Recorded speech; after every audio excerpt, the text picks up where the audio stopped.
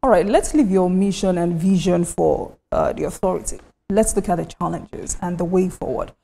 My first question is, what is the state of irrigation infrastructure in Nigeria?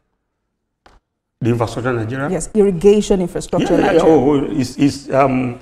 Let me put this to you, Jumoke. It will interest you to know that most of our irrigation facility, before the coming in of this government, has been abandoned. Most of them are not working. Take for instance, in our place, we have quite a lot of irrigation systems that are not working in Edo, in Ondo, in Ekiti, and in Delta. Abandoned.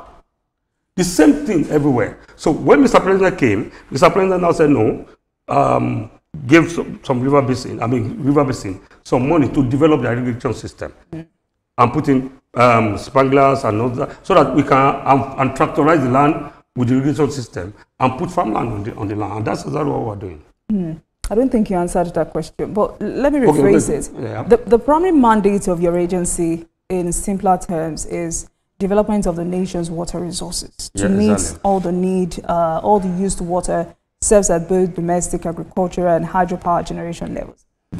Talk to us about how the authority contributes to irrigation and agricultural development, even before you assumed office. Now, by the time you get your land, when you irrigate your land, you have enough water to farm throughout the year. But most of the irrigation system now are either being vandalized or are not in use, are not completed.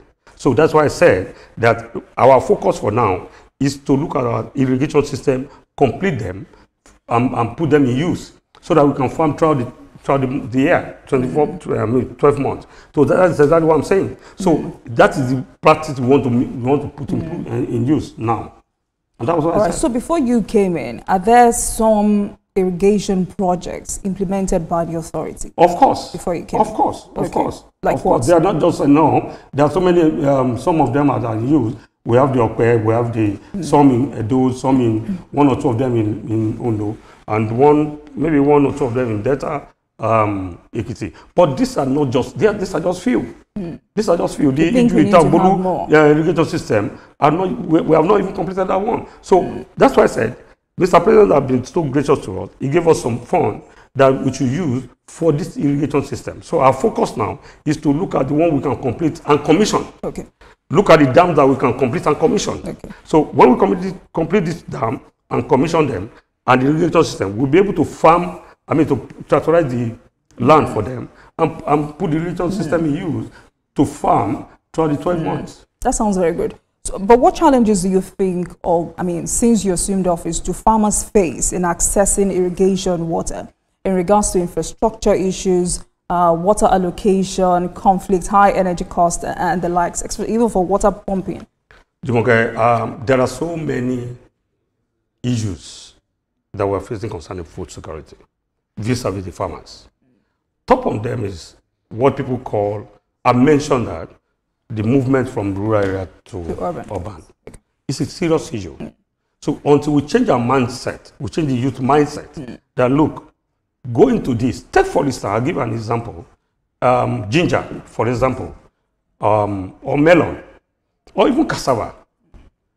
So many of them. So just putting 1,000 hectares, 2,000 hectares of cassava can earn a youth millions of naira.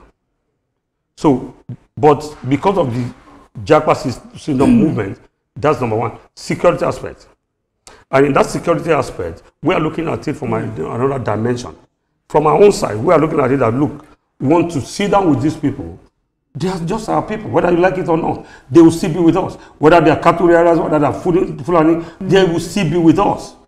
So what we want to do in our own aspect is to call them, sit down with them, dialogue with them, that look, we have this 100 hectares of land. We have this 1,000 hectares of land. We want to tractorize this 800 out of it. We want to put the 200 hectares or 100 hectares. We're going to give you, put feeding this in, what you can use to feed your cow there, and give them water. Like a ranch, I don't want to go into the, but put that like a ranching and put a small house for them, so that they will be able, we'll not tell them, I have an understanding with them that this is yours, not permanently anyway, but you can be able to put your car where to supervise it. When you have understanding with these people, sit down and have you started having conversations with them? Of course, so what's the feedback like? Oh, it's beautiful. And of course, we don't forget the fact that we are also discussing with the security agencies. All right.